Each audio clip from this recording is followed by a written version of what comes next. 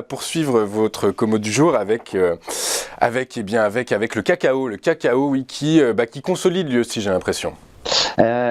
Qui consolide, mais qui semble être sur le point de faire quelque chose. C'est ce qui m'a intéressé dans ce graphique-là, hein. Alors effectivement, le cacao, si on prend un petit peu de recul, on a ce très très large plat depuis plusieurs années. On pourrait mettre ça à janvier 2019, mais enfin si on prend plus de recul, avant c'était pas tellement mieux.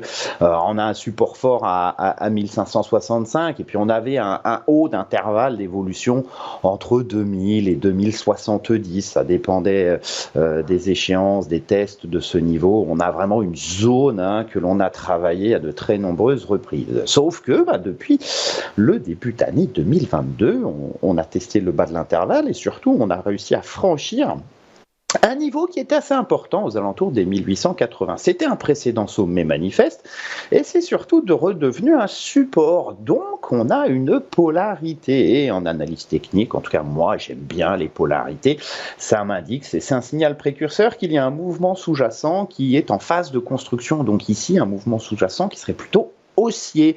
Donc ça m'amène à chercher des configurations qui pourraient me dire, tiens, peut-être qu'on va sortir par le haut de ce très large intervalle.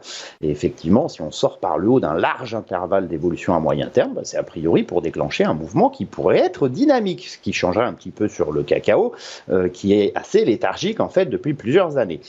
Si on se rapproche un petit peu, eh bien on a un triangle symétrique qui est en phase de construction, et les cours essayent depuis 2 semaines d'en sortir par le haut. Alors on a des petites forces de rappel, hein. En témoignent les mèches hautes constatées sur les 2 dernières bougies. Ça veut dire quoi? Que les vendeurs ils n'ont pas encore lâché l'affaire. Attention, parce que le sens de la pression elle est haussière, et puis le jour où effectivement ils lâcheront tout ça, on a un risque d'une très nette accélération vers les résistances à 2328, 2514 et 2625. Je me méfie, parce que quand on sort par le haut d'une large consolidation comme ça, et qu'en plus on a une petite figure intéressante sous la résistance, mais le risque ici c'est d'avoir un franc mouvement haussier. Théoriquement la résistance à 2625, on est censé l'atteindre au bout de plusieurs mois, voire même ça peut prendre un an, hein, puisqu'on sort de quelque chose qui est très long. Sauf qu'on sait très bien que quand les matières premières elles commencent à décaler pour des raisons exogènes que l'on connaîtra a posteriori, hein, bien sûr, ça peut être très très très violent. Donc méfiance sur la vitesse. Méfiant sur la vitesse, mais c'est plutôt une bonne nouvelle. Du coup, si on est acheteur sur le cacao... Alors, c'est une bonne nouvelle si on a du cacao à vendre. Si on a du cacao à acheter, peut-être qu'il faudrait se dépêcher de le faire.